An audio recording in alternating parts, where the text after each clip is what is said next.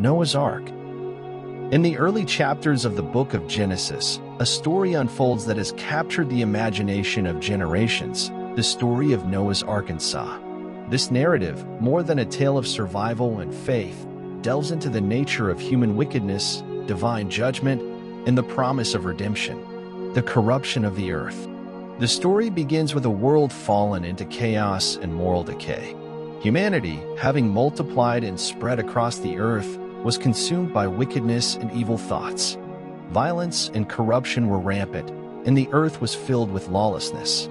God saw the extent of human wickedness and the pervasive corruption of all living creatures. Grieved at heart, God lamented the creation of mankind on the earth. The righteousness of Noah. Amidst this moral degeneration, there was one man who found favor in the eyes of God: Noah. Noah was a just and upright man in his generation, a man who walked faithfully with God. Unlike his contemporaries, Noah upheld virtue and righteousness, standing in stark contrast to the prevailing corruption. The divine decision to flood the earth.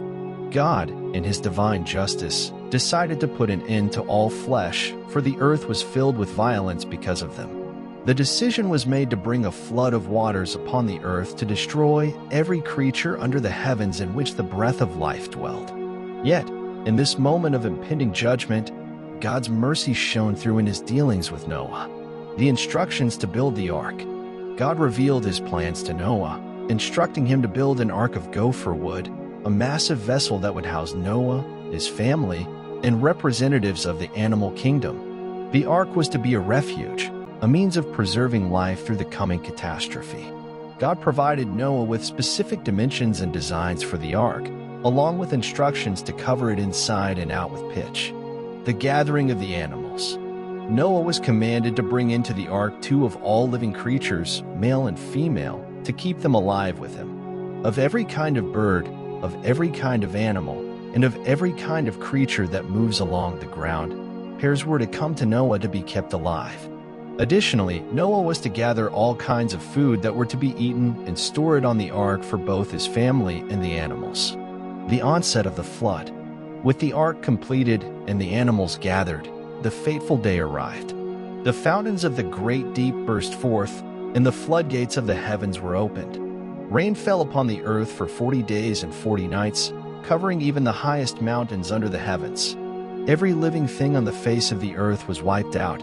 Only Noah and those with him in the ark remained alive. The receding waters. After the rain stopped, the waters flooded the earth for 150 days.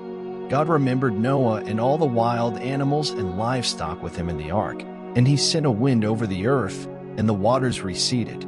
The ark came to rest on the mountains of Ararat. As the waters continued to recede, other mountain tops became visible. The release from the ark. After waiting for the earth to dry, Noah sent out a raven and then a dove to see if the water had receded from the surface of the ground. The dove eventually returned with a freshly plucked olive leaf, signifying that the waters had indeed abated. Finally, God commanded Noah to come out of the ark with his wife, his sons, and their wives, and to release all the animals so that they could multiply on the earth. The covenant with Noah. Noah built an altar to the Lord and offered burnt offerings from some of the clean animals and birds. God smelled the pleasing aroma and promised in his heart never again to curse the ground because of humans, despite the inclination of the human heart being evil from childhood, nor would he ever again destroy all living creatures. God established a covenant with Noah and his descendants, promising that never again would all life be cut off by the waters of a flood. Never again would there be a flood to destroy the earth. As a sign of this covenant, God set a rainbow in the clouds, a symbol of the divine promise to humanity and all living creatures. Reflections and legacy. The story of Noah's Ark is profound in its exploration of themes such as divine judgment, human responsibility, grace, and redemption. It speaks to the consequences of moral decay and the possibility of new beginnings. The rainbow, as the sign of the covenant, symbolizes hope and the faithfulness of God's promises. Throughout history, this narrative has been revisited in various cultural, religious, and philosophical contexts, often serving as a reminder of the importance of stewardship, righteousness, and the potential for renewal in the face of corruption and decline. It remains one of the most enduring and influential stories in human culture, a tale of survival, faith, and the unbreakable bond between the Creator and His creation.